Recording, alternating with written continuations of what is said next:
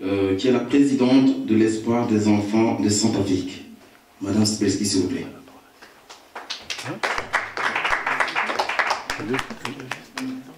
Merci à toutes et à tous. Je remercie Mireille Makeba de ce qu'elle a fait dans le monde. Je suis la présidente de l'association L'Espoir des enfants de Centrafrique.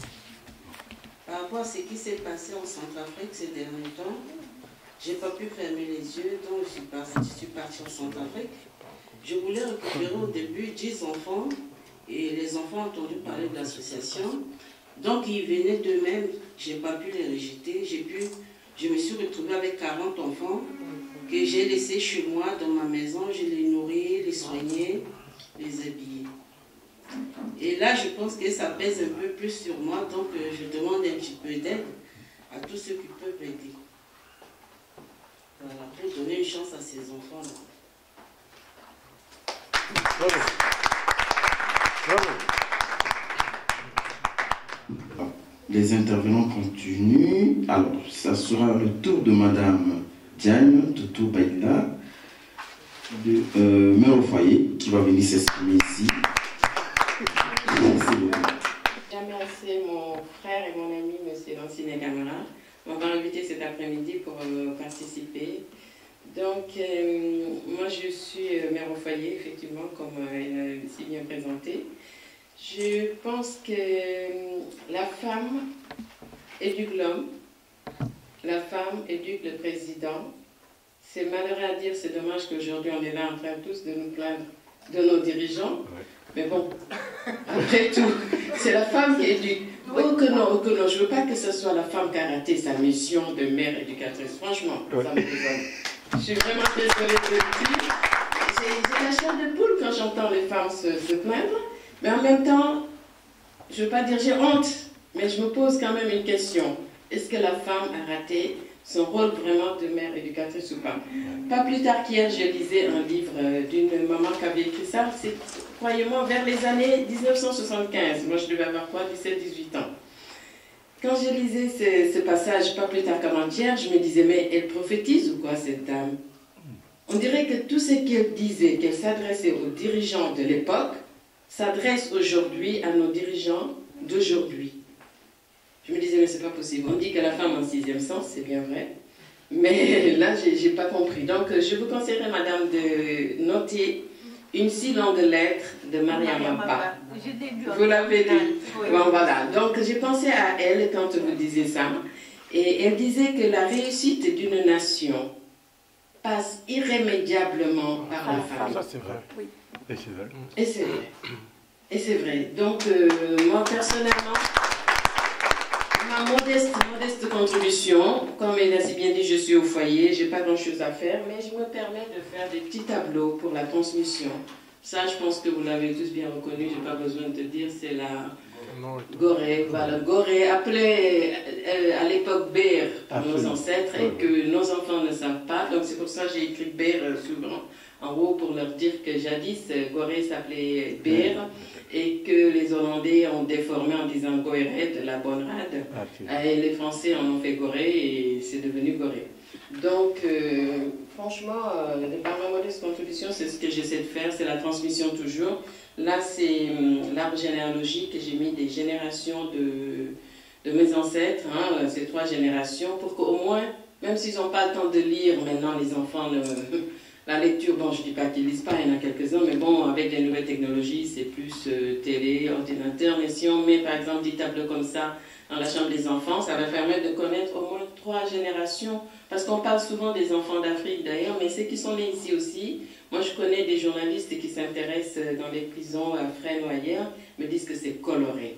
Donc, nos enfants sont à la recherche de repères. Et si nos parents, on ne transmet pas, ma foi, ce n'est pas demain qu'ils verront la lumière, donc on a un rôle à jouer. Vraiment, c'est tout ce que j'avais à dire, hein. C'était ma toute modeste contribution. Merci beaucoup. Je vais appeler Mme Sylvie, vice-présidente de LFPPC. Voilà, après les autres. Ça sera les autres. Voilà, c'est mieux. Je vous ai tous écoutés. J'ai beaucoup été émue par vos dialogues et c'est vrai que l'Afrique, elle va très mal. Et il est vrai aussi qu'en tant que femme, je parlerai que la femme aussi est l'Afrique de la femme, la femme est la matrice de l'Afrique.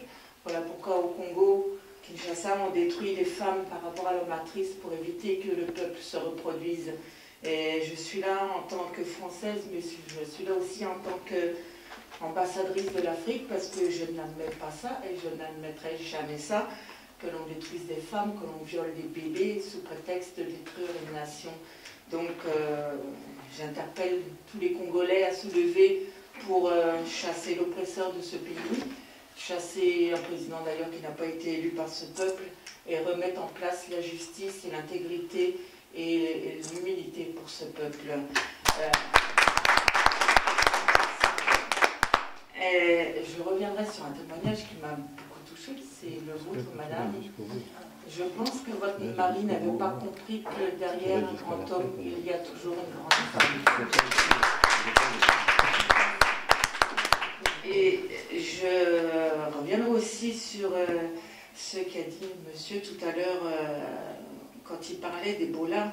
C'est vrai que c'est une maladie qui touche beaucoup de gens, que cette maladie est là depuis 30 ans, mais il faudra aussi se poser la question de savoir à qui cela profite-t-il. Parce qu'en 30 ans, si un président n'a pas pu faire de son État un État fort, pourquoi cette maladie continue-t-elle de faire des ravages au bout de 30 ans? On a trouvé des solutions pour le sida, même si on n'a pas trouvé le vaccin, il y a des médicaments qui aident à freiner le sida. Pourquoi n'a-t-on pas trouvé le moyen pour freiner ce virus qui est Ebola? Donc il faudrait se poser la question, pourquoi ce virus est-il là et pourquoi, à qui profite-t-il?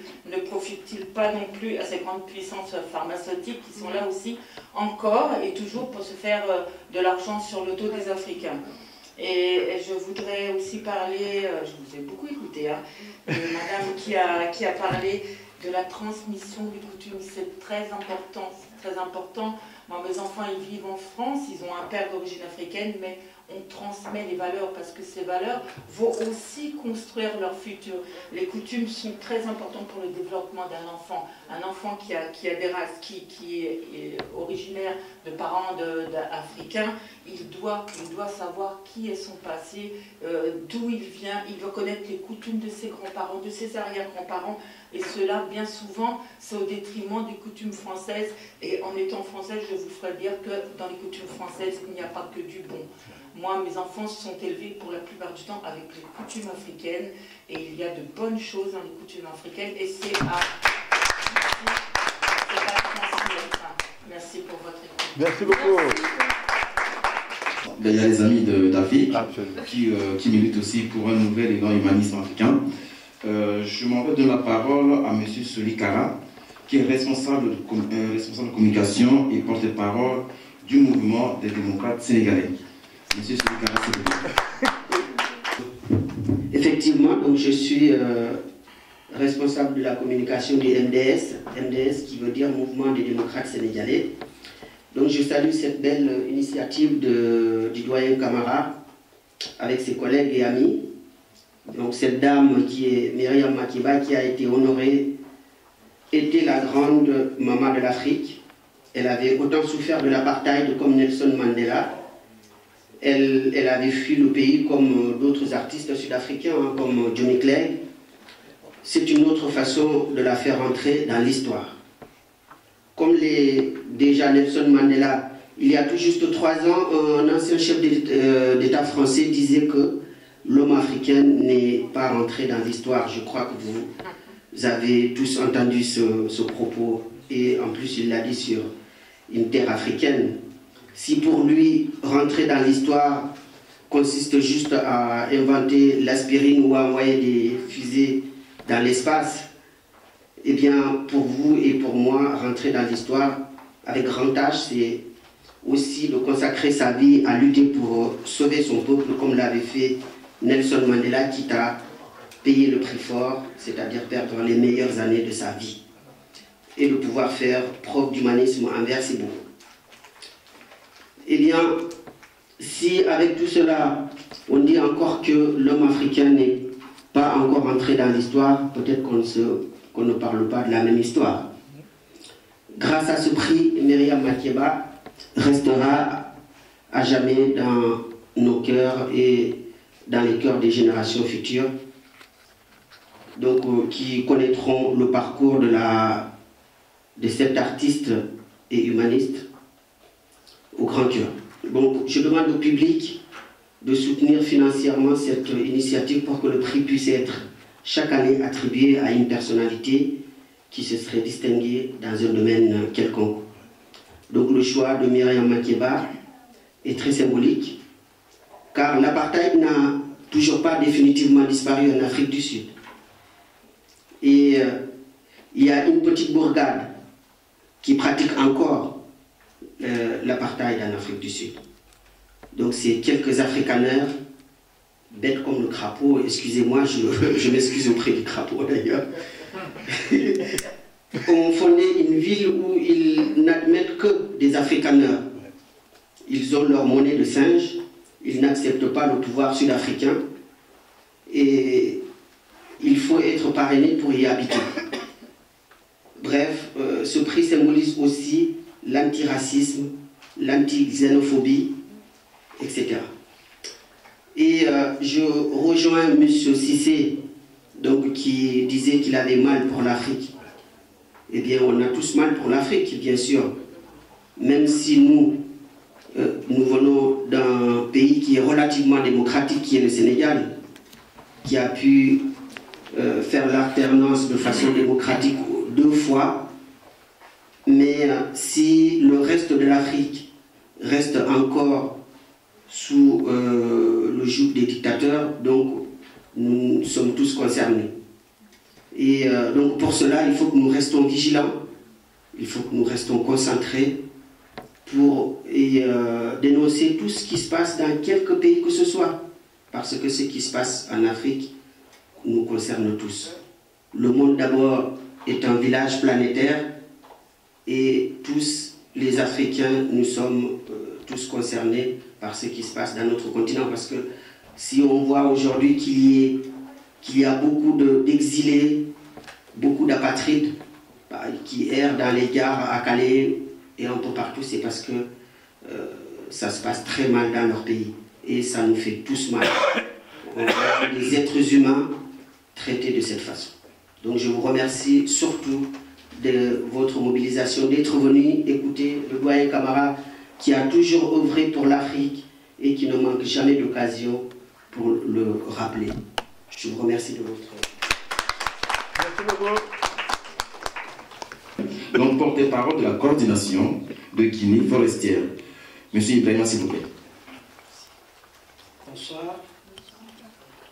Vous m'excusez de mon petit retard parce qu'on était à une réunion, évidemment, concernant l'organisation, comment sensibiliser. Je remercie les initiateurs du prix Myriam Makeba. Nous, on était tout petits, on a connu qui était Myriam Makeba, une dame de fer. Vraiment une dame de fer. Et ce prix, je peux dire qu'il n'a pas de prix. Mais déjà, faire des actions dans ce sens, c'est réconfortant. Et je remercie mes confrères qui l'ont organisé. J'ai écouté madame, ça m'a touché du fond du cœur. La parité, oui, il faut la parité, elle a sa place. Les femmes ont leur place. Sauf que, je vais dire, elle s'arrache au bout de ses efforts, comme l'a fait Myriam Makeba.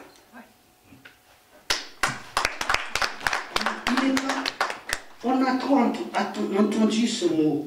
Levez-vous les femmes, il faut l'arracher. Il y a la place. On n'a pas besoin de vous dire, allez, voilà. Non. Myriam Makeba, elle se comparait à Boubacar Demba Camara de l'époque, qui était le grand musicien de la Guinée. Elle se comparait à Keletigi. Il n'y avait aucune différence. Et pourquoi on parle d'elle aujourd'hui, d'ailleurs, plus que ces gens-là? C'est parce qu'elle incarnait la paix, la solidarité, etc. Ceci dit, je ne vais pas tellement parler, juste pour dire que je partage l'initiative avec mes frères et je reste à leur disposition. Je vous remercie. Merci, M. Camara. Alors, je vais donner la parole aux deux journalistes. Voilà. Donc, enfin, pour les questions-réponses. Donc, parce que nous sommes rattrapés par le temps. Ouais. Principalement à M. Lansine Camara qui va pouvoir répondre à vos questions. Voilà. Mes chers confrères, vous avez la parole. Donc, au confrère de prendre la parole, c'est des questions ou bien c'est une complémentarité. Merci. Je suis Bamba Lassina. Je ne suis pas journaliste. Je suis l'ivoirien de l'Afrique, comme on me présente souvent. J'ai été invité par le doyen Souri Kara, que j'ai connu à l'occasion de la conférence que M. Lansine Camara a organisée avec le conseil de M. Macky Sall sur le logement au Sénégal. Ouais. Parler de Myriam Makeba, je suis très jeune, c'est que je n'ai pas trop connu, mais j'ai entendu parler un peu d'elle dans les écrits, dans ses musiques. Et prendre cette initiative d'organiser un prix à son honneur, c'est de remercier les initiateurs. De remercier parce que nous, la génération nouvelle, ça nous permet de nous confronter à d'autres réalités anciennes. Certainement, on connaît Nelson Mandela, mais les œuvres que Myriam Makeba, dans ses luttes, a essayé de mettre à part la musique, on ne la connaît pas bien. Donc c'est un honneur pour nous de participer à ce lancement des prix. Et il y a beaucoup de choses qui ont été dites sur l'Afrique, que l'Afrique est en retard, c'est vrai, effectivement. Et c'est pour cela, moi je suis en sciences politiques, avec tous mes amis que je connais en tant qu'Africains, on s'est fait l'effort de réfléchir sur la problématique Afrique. Et on a mis en place une association qu'on appelle l'Association Paix, Culture et Développement en Afrique, où dans cette association, tous ceux qui font des thèses, des mémoires, on les oriente à travers sur l'Afrique. L'année passée, moi, j'ai travaillé sur le Sénégal. Cette année, je suis en train de travailler sur la Centrafrique. Je ne suis pas centrafricain, je ne suis pas sénégalais, mais je suis uniquement africain. Et je me reconnais dans la dynamique de tous ces pays. Et c'est dans cette même lancée aussi que le 27 du mois passé, on a organisé une conférence où M. Lansine Camara était le 27 au 15 rue Ramé, du passage Ramé.